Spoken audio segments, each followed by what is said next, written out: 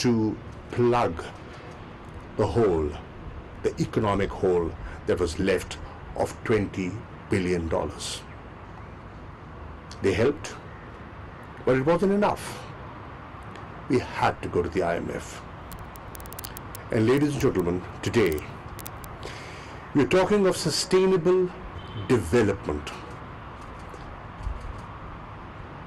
in a country that is still part of an IMF program. So let's first of all understand the objectives of an IMF program and the objectives of a sustainable development plan. They do not go hand in hand. I mean, I'm not an economist, but this is my, this is my feeling, this is my understanding. What would the IMF tell us? Manage your house better, and rightly so.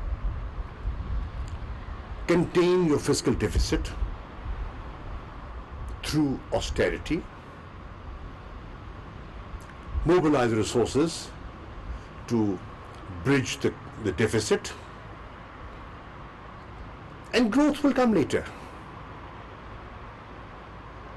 What we are talking of is sustainable growth, and we're linking sustainable growth to development. In your remarks, and I'm sure I haven't seen the report, but I will. I think the theme that I've picked up, I picked up 3 buzzwords: inclusive. I was writing them down while you were speaking. Sustainable, and how to do it. It's not that we haven't achieved growth in the past. We were touching 6% in the 80s. But our growth has been cyclical. We've gone up, we've gone down. And that is a clear indicator that the growth that we have achieved has not been sustainable. How do we make it sustainable is the question.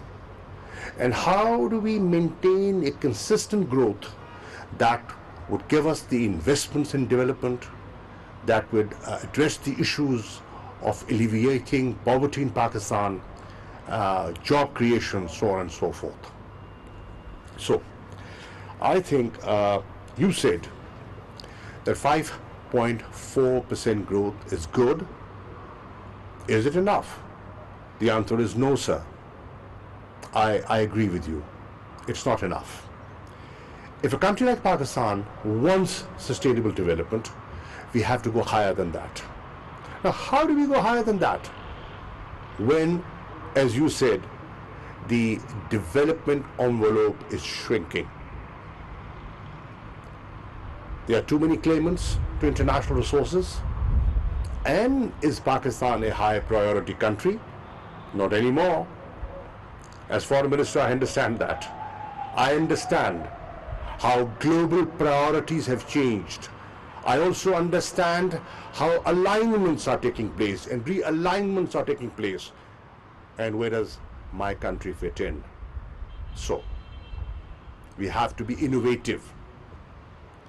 We have to think out of the box. And we have to be creative. That is what perhaps this report is saying, and that is what I am saying. Some of my colleagues, my diplomats sitting here, would bear me out. Since day one, I've been saying, if you want to achieve your foreign policy objectives, get your economic house in order. And gradually, it seems, my statements are gaining momentum. I can see today that the government's priority has changed. And today, we have launched a new national security policy which is focusing on economic security. It is multi-dimensional in its scope. It is talking of food security, water security, and I was seeing in the videos here the new hydel projects that are coming up. So that is the new approach that Pakistan requires. And as you said, the Foreign Office, does it have a role? Yes, it does. Yes, it does. In fact, the lead role has to come from the Foreign Office.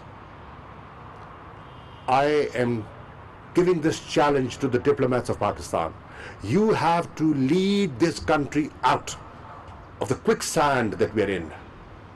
You have to pull this country out. You will do it.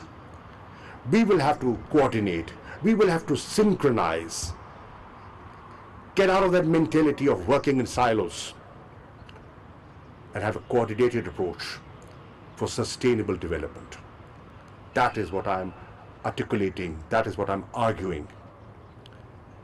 And inshallah, I am optimistic that slowly but surely that mindset is gradually, it takes time for the Titanic to, move. But I think it is. I think it is. It will take time. We've set the tone. We have, I would say, sown the seed. It is germinating. It will require a consistent approach.